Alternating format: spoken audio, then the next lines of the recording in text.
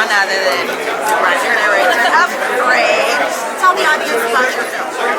Crave the Fast Life is, in its essence, a Faustian story.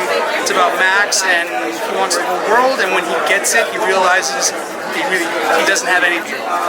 And it's how he deals with it when he makes that revelation. And that's our story. Here with Joel Mario Gonzalez, producer on Crave, and Ms. Meredith Colon, lead actress, playing the mom. So this is a highly anticipated film because I've seen people waiting. Tell me about how you took this from a seedling in anticipation into this huge release here in downtown Atlanta. It's for the honor and glory of God, of my God, and this was based off of a play I saw at a Christian church. I contacted the playwrights, J.R. Esquivel and Jimmy Gonzalez, and we said, look, there's a movie here, and God took us over and it became a film, and here we are. So, tell us about your role, how you prepared for it, and if at all this is related to your life. Coincidentally, actually, because it's a mother who, is a single mother type of thing here, and a mother who has with cancer, and I have a person myself. So it was a great role for me. When people called me, I'm like, yeah, when I read the script, like I read it and got emotional to scream, and I'm like, I'm so on board. So yeah. But then you have the same people that crave that fast life, where they do want, they want the fast money, the glam, the houses, the cars, and they're trying to do everything they can to achieve it. And sometimes, and this is kind of what the movie Crave the Fast Life is about, is sometimes we are so in the middle of trying to strive that we lose ourselves, we lose our family and friends, and everything that really is important to us. It was really fun making the film. I had a really small role, but there are, as Lourdes said, and I've heard before, no small roles.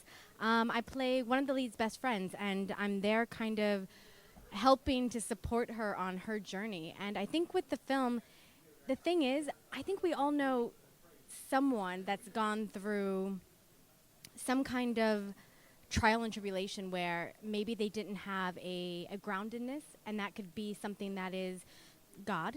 That could be something that is a little more spiritual, but we're not grounded in the earth. And when you're not grounded, there's so many other evils that can happen and come into our lives that I think, as Lourdes said, makes us lose ourselves. And I think that's really what the film is based on. And for me, I think that I have experienced that in my life. I think I live in Hollywood.